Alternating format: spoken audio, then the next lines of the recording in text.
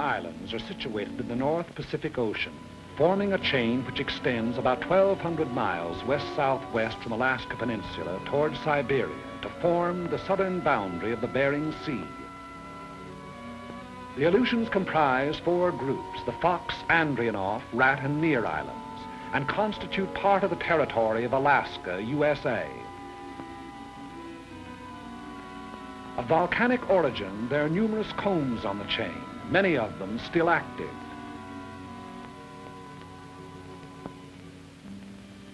The coasts are rocky and surf-worn, rising immediately from the water in steep, bold mountains.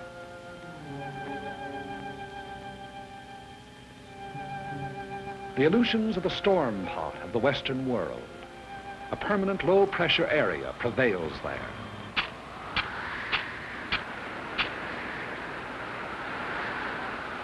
Cold air masses from the polar regions flow with a shearing effect against the warm, moisture-laden air masses over the Japanese current to form cyclonic disturbances.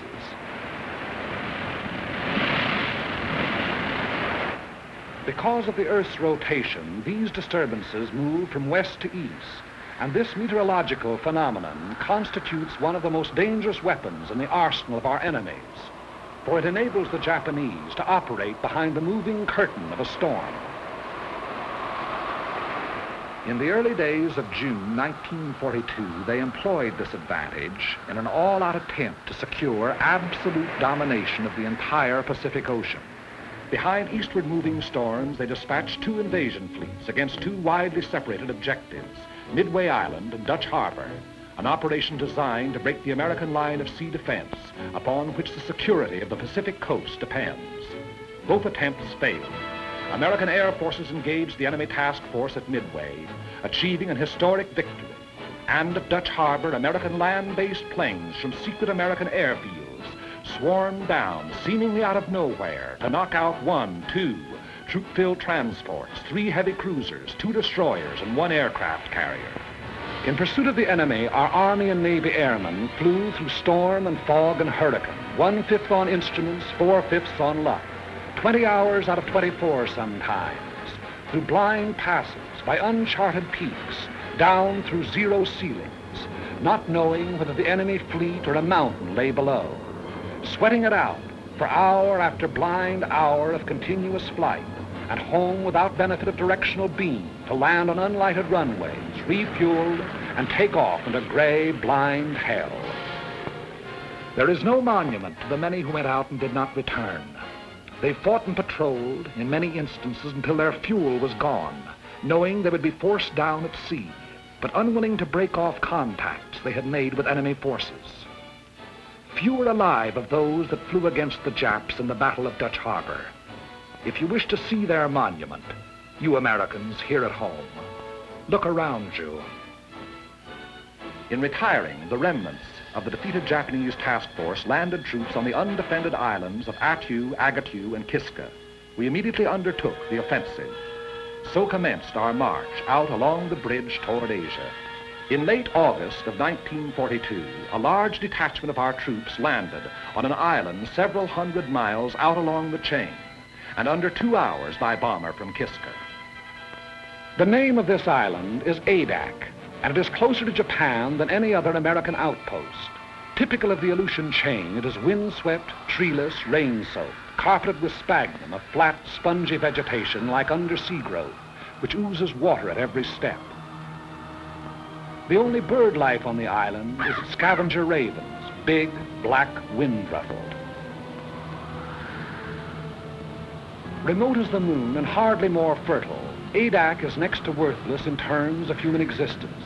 Its sole value is that of a pin on a staff officer's map, but that value is measureless. Strategically, Adak is one of the most important locations in the world. 11 days after the occupation, an airfield was completed, and the first U.S. bomber sat down. 3 days later, flights took off on a bombing mission to Kiska, with complete fighter protection. Since that time, missions over Kiska have become a daily affair.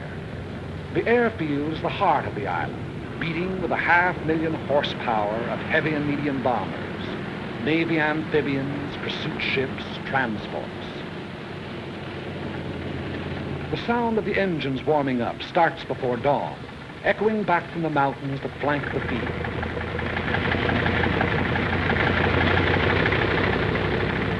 Every day, weather permitting, the bombers take off on at least one mission.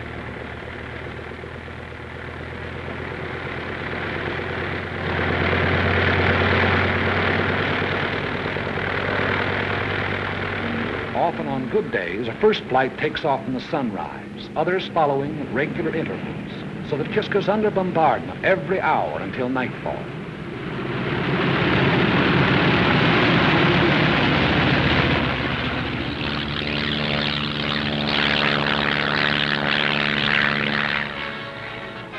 Equal in importance to the airfield, and without which the airfield could not exist, is Adak's excellent harbor.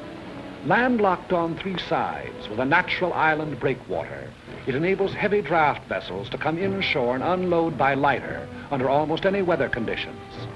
If the airfield is the heart of Adak, the harbor is its hungry mouth. Its demands are ever on the increase. By day and by night, freighters, tankers, transports deposit munitions, supplies, men upon the beach. Standing guard over all the defense installations, coastal batteries, anti-aircraft emplacements, machine gun posts. There is nothing vulnerable about Adak any longer.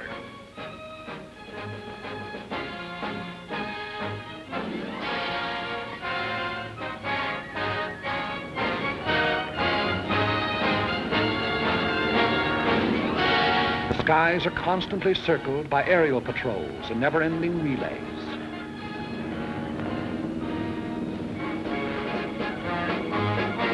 PT boats, those seagoing in-fighters, stand by in readiness for a surprise landing attempt. Offshore, destroyers keep endless vigil, slipping like ghosts through the fogs, challenging each hull-down speck of an approaching vessel on the horizon, listening with their undersea ears to the beat of an engine, scanning the seas with the plume of a periscope, standing rugged duty in the Bering Patrol, or slipping into port on the flank of a convoy. Although the sea lanes to Adak are constantly traveled by convoys, and contact with enemy submarines is a daily occurrence, sinkings in these waters have been few and far between. Contact with an enemy submarine may continue on and off for hours, during which the undersea craft maneuvers for position to attack, venturing within the radius of the convoy's undersea detectors, only to crash dive, then kill engines and lie silent on the bottom as our destroyers bear down and release depth charges.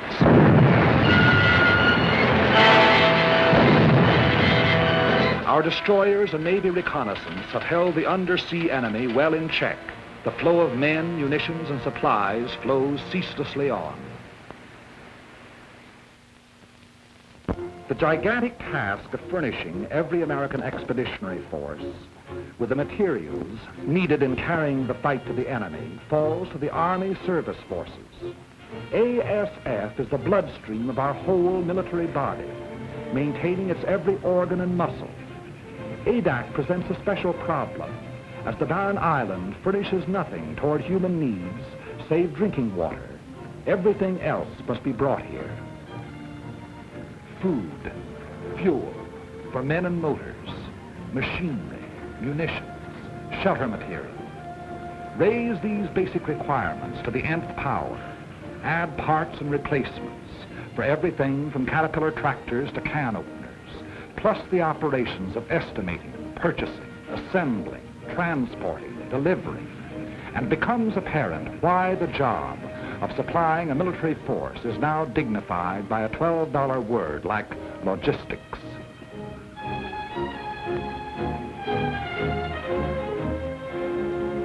Since the original landing, the manpower of Adak has been constantly augmented.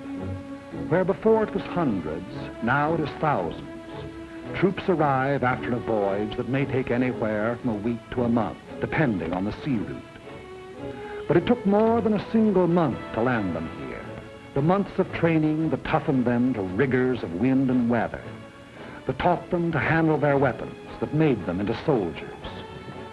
Add those months to the period of the voyage from the States.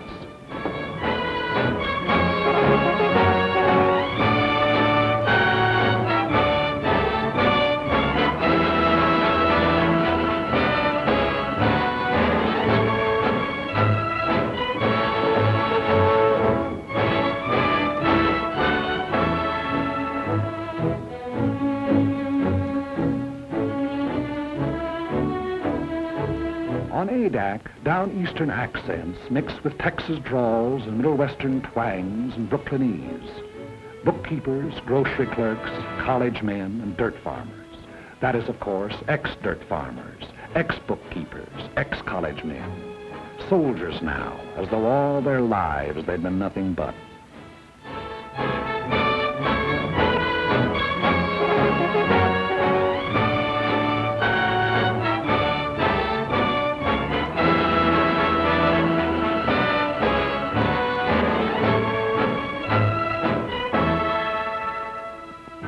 Orders for the day, special orders and news, appear on the bulletin board.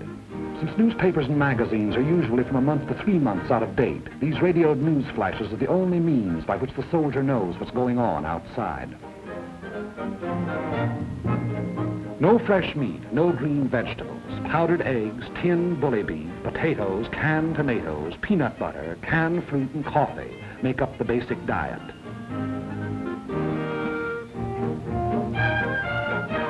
And biscuits, barrels full of biscuits. Appetites are huge. Officers and men attend the same mess. As often as not, an officer doesn't display the insignia of his rank. The salute is reserved for rare occasions, but discipline does not suffer. Customary military formality is relaxed, plain, simple necessity taking its place.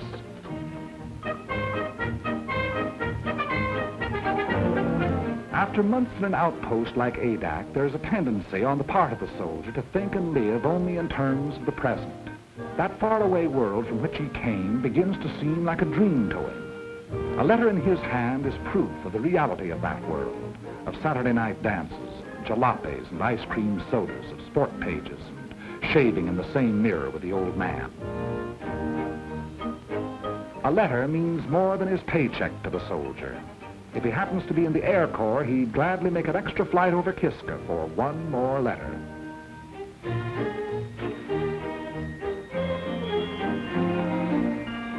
No moving pictures, no stage door canteens or USO, no girls, pretty or otherwise. Nothing to drink, not even a Coke. Candy bars, cigarettes, and chewing gum are rationed, but you never hear any belly aching. The extraordinary fact is that morale actually gets stronger the closer troops come to the enemy. On Adak proper, morale is first rate.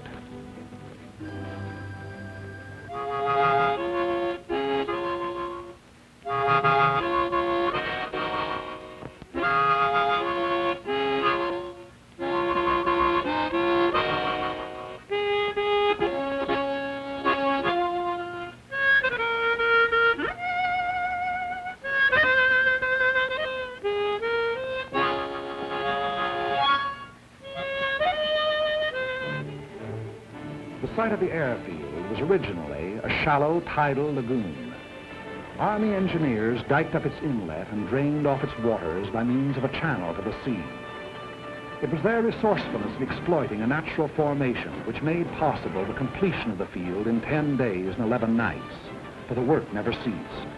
Bulldozers shifted thousands of tons of the lava ash which composed the bed of the lagoon. Not a new gain to the Corps that built the Panama Canal.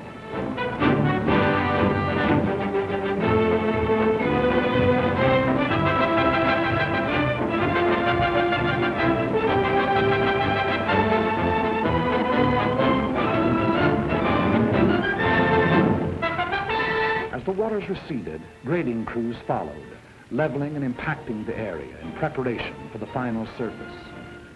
This surface was not to be the usual concrete runway of an airport, but a steel one, whose sections had been prefabricated in American mills. It was put down by the infantry, of course. In 36 hours,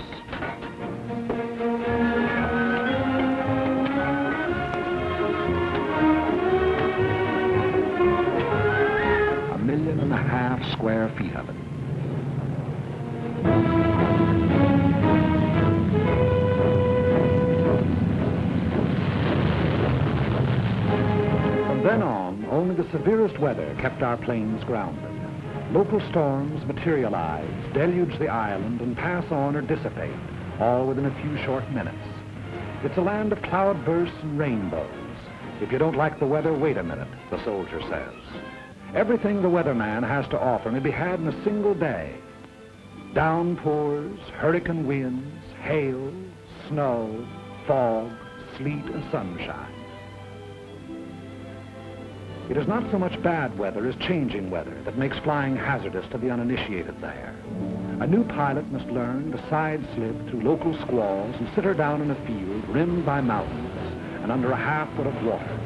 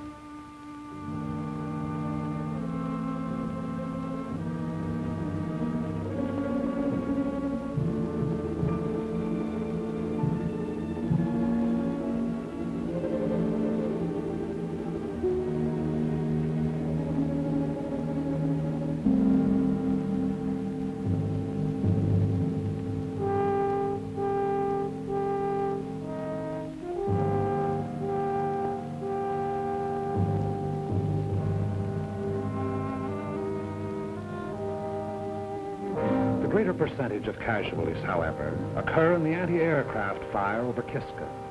As a rule, our bombers make it back, but often they are sorely crippled and with wounded or dead aboard.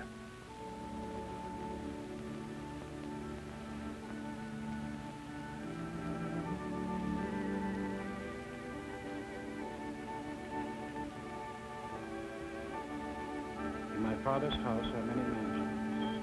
If it were not so, I would have told you.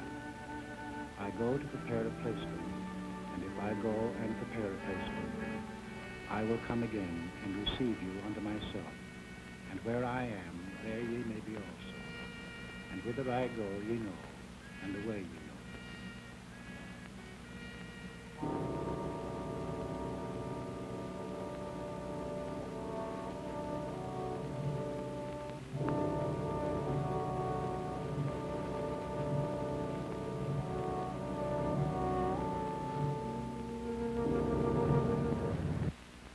The day's mission is the highlight of each 24 hours. Eyes turn skyward and ears strain for the faint beat of approaching engines. At the first sound, an alert is flashed to the ground defenses. Units clear for action. Anti-aircraft and machine guns are stripped, ammunition broken out, and everything is put in readiness for an enemy who may be tailing our flights home.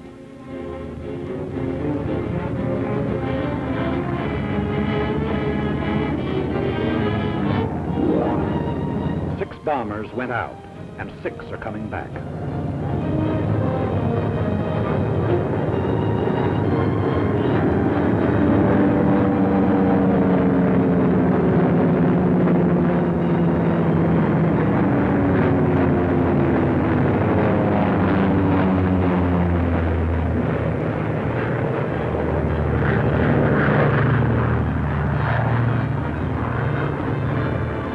A first ship lands. The remainder circle the field, another coming to Earth each time around. Those damaged or with wounded aboard taking priority.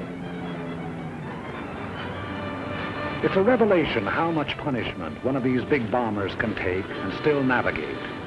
Unless both sets of controls are shot away or an explosive shell finds the gas tank, the odds are all in her making it safely home.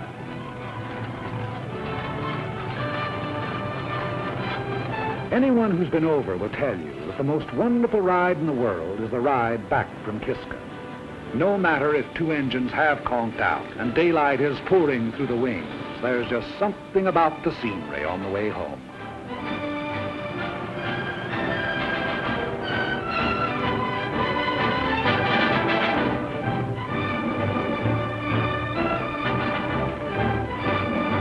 Crews proceed to the field operations tent of the Bomber Command, where they will be questioned as to results and observations.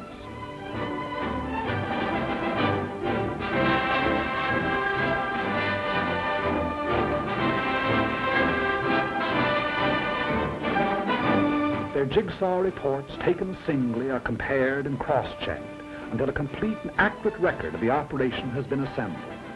Thereafter, they're dismissed, with nothing to do till tomorrow but eat, drink, and be merry. I've got sixpence, Charlie, sixpence. I've got sixpence to last me all my life. I've got tuppence to spend, and tuppence to lend, and tuppence to send home to my wife. No cares have I to grieve me, no pretty little girls to deceive me. I'm as happy as a king, believe me, as we go rolling home. Rolling home, rolling home, rolling home, rolling home, by the light of the silvery moon. Happy is the day when the airman gets his pay, as we go rolling home. But ADAC's tomorrow begins today with a directive from Kodiak Island, Intelligence Center. A photographic ship accompanies missions to Kiska. It's tasked to follow the bombers over their target, recording the immediate results of the bombardment, also enemy defense activities, new installations, camouflage. These photographs are studied by specialist interpreters and submitted with comments to the General and his staff officers, Colonel William Prince and Colonel C.M. McCorkle.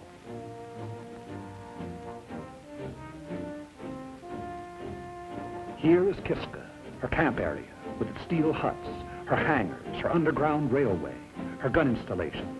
Kiska, one of the hottest spots on the earth, or above.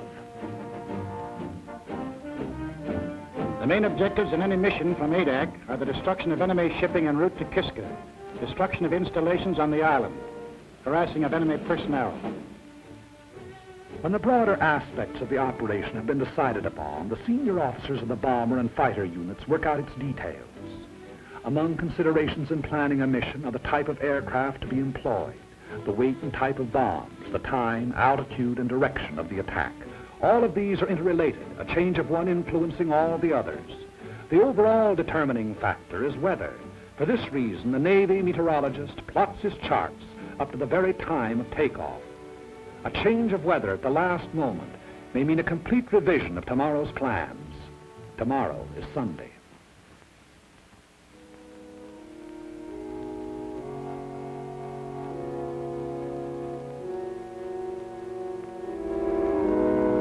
At their outposts on the island, Catholic, Protestant, and Jewish chaplains, not priests, ministers, or rabbis, but chaplains, all, are leading fighting men in their devotions.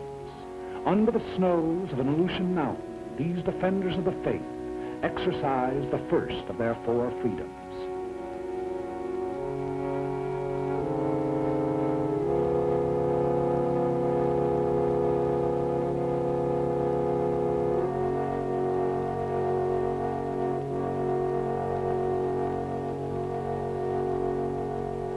But so far as the business of war is concerned, Sunday on ADAC is like any other day. There's a mission going out at 13 o'clock. Bombs must be brought down to the field from their camouflage dumps.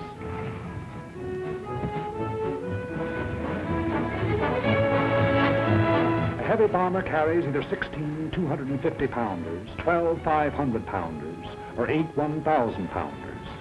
The size of the bomb to be employed depends upon the nature of the target, since if the target is small, there's a better chance of hitting it with a salvo of 250-pounders than with a single large bomb. On the other hand, in congested areas, such as the campsite at Kiska, a blockbuster comes into its own. Tail fins and fuses are put on directly before the assembled bomb is hoisted into the bomb bay. When the time comes, bombs can be released either individually, in sticks, or in salvos. Belts of ammunition are brought to machine guns and threaded into receivers ready for firing. The rounds are put onto the belts in successions of threes, red-tipped tracers, yellow incendiaries, and black regulations. Each moving part of each gun has been tended with watchmaker's care, and every belt of ammunition is cleaned, oiled, and checked before the takeoff.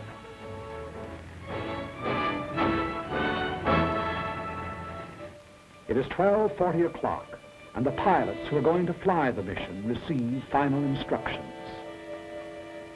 3 flights, 2 of B-24s and 1 of B-17s are to go over the target. The first flight at 1,100 feet to drop 500-pounders on anti-aircraft installations at North Head. Then to proceed along the coastline, strafing to the western limits of the camp area. The second flight at 7,500 feet to drop 1,000-pound bombs on the camp area. The third flight at 4,500 feet to destroy hangars with 500-pound bombs. Second and third flights to follow at intervals of 45 seconds. 3 fighters to precede each bomber flight at 600 feet, and 3 fighters to afford overhead protection from enemy aircraft.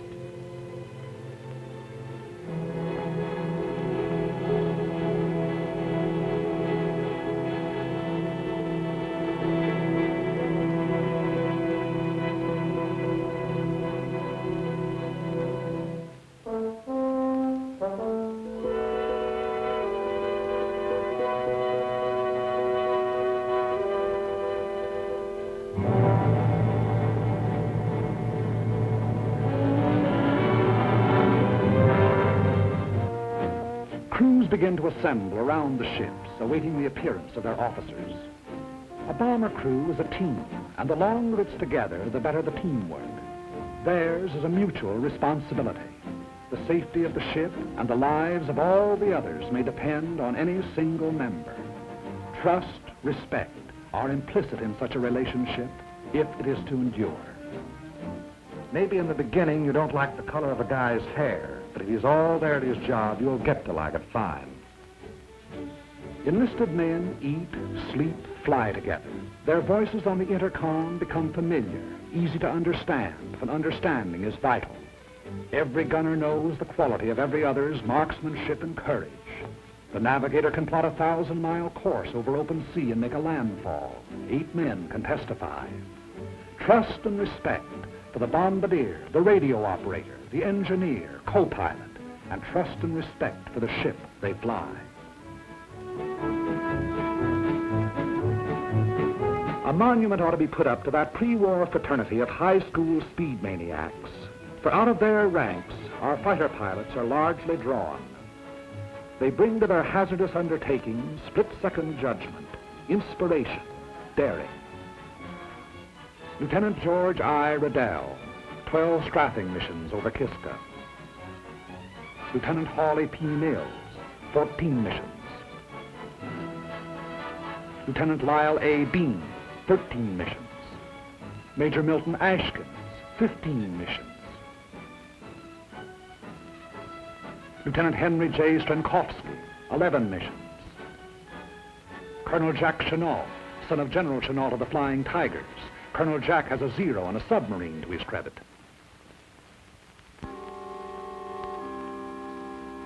A last-minute weather observation is made. The word is given to go. It's good luck and over the hill.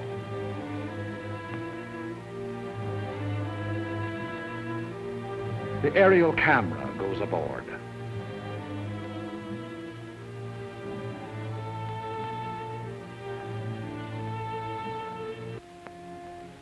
The bomber pilot informs his crew the exact part their ship is to play in the mission. Your bomber pilot is of a different breed to your fighter. Where the fighter is reckless and inspired, the bomber pilot is responsible, determined. Because of the size and imponderability of his ship, there are no last-moment decisions for him.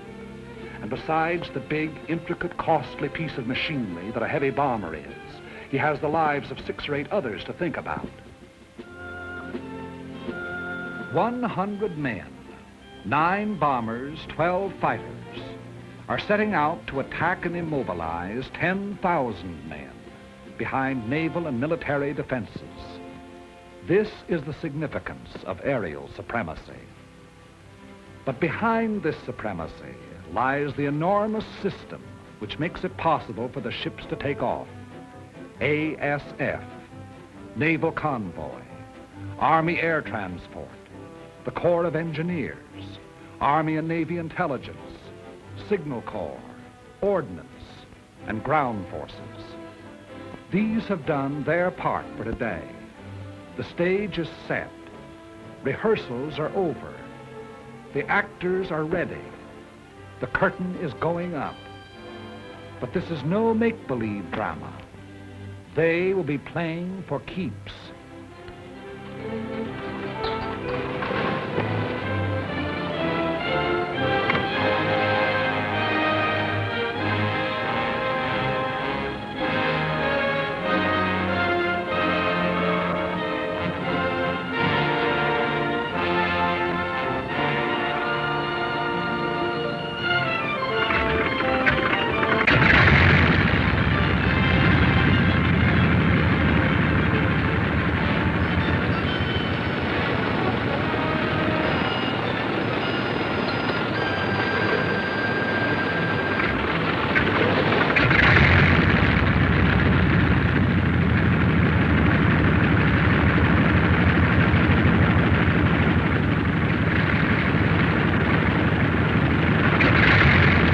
Colonel William O. Erickson, who sat the first bomber down on Adak and led the original mission over Kiska.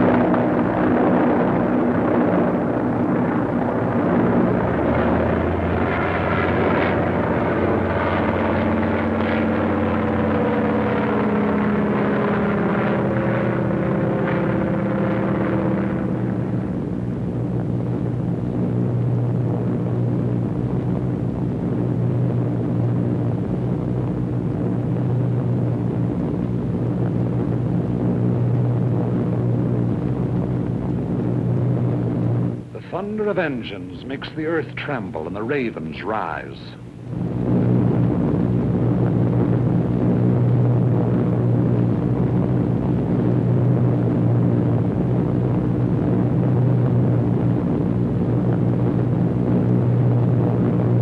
The echelon proceeds toward Kiska.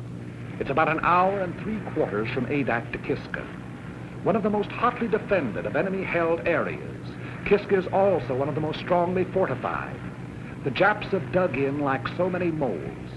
An estimated force of 10,000 goes underground at the sound of our approaching engines. We cannot, by air attack, hope to annihilate. We can only harass the force on Kiska. cripple the island's defenses, keep the enemy from adding to its resources, while we build our own fighting strength to the day and the hour when we shall undertake a landing operation.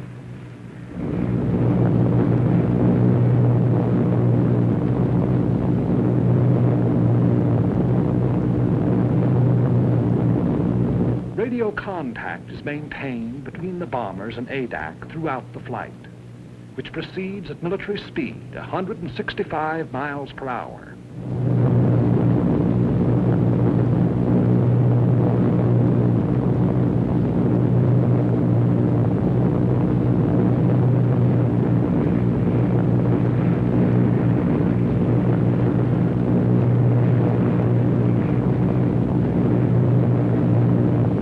During the first part of the journey, the waist guns are swung into position, turret mechanisms tested, and trial rounds fired.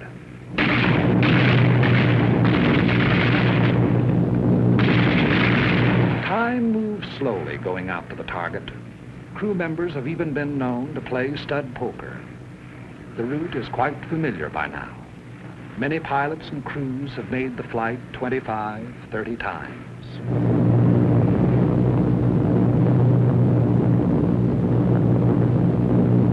Along about the time Amchitka is sighted, they begin to look out for enemy planes. The men whose regular job it is say no matter how often a fellow's gone over, he always feels funny up there over Kiska. At a signal from the squadron leader, the pilots will open throttle, and the planes will go into the bombing run. For a minute and a half to 2 minutes, they will proceed at level flight in an absolutely straight line toward the target, thereby enabling the bombardier to make his computations: wind velocity, speed, temperature, altitude, drift. There can be no deviation whatever in the flights if the bombs are to find the target. 10 miles and 3 minutes from the objective. Before Kiska Volcano, the mission deploys, each flight going to its designated altitude in preparation for the run.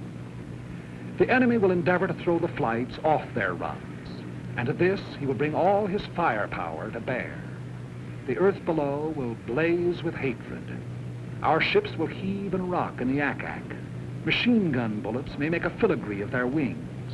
High explosives may open up holes big enough for a man to crawl through.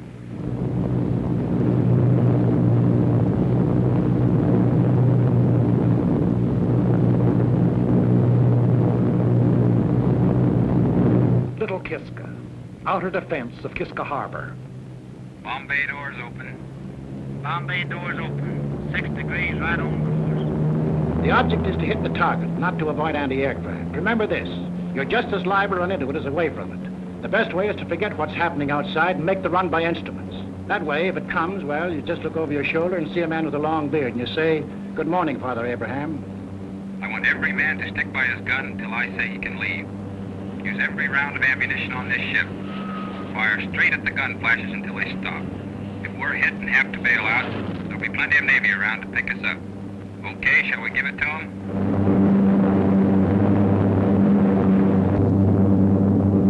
Kiska.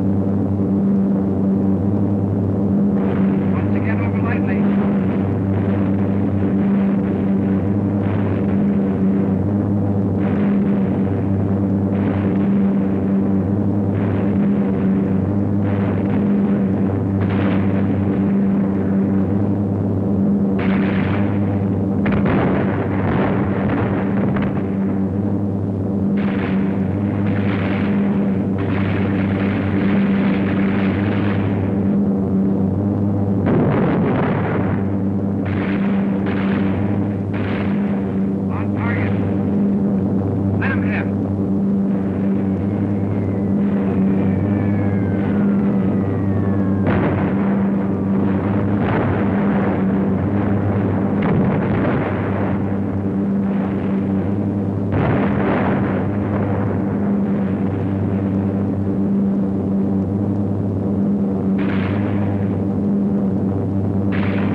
Pour it on him. Make him like it.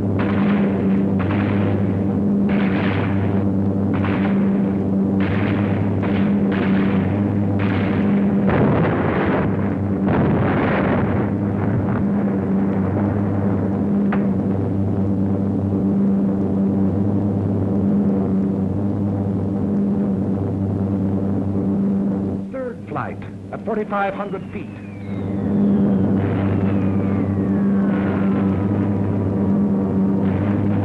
Bombs away.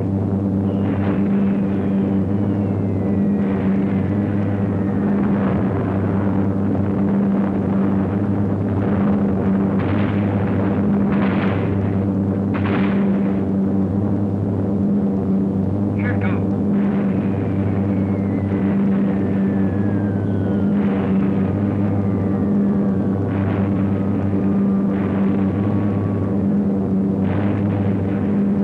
Bombs away.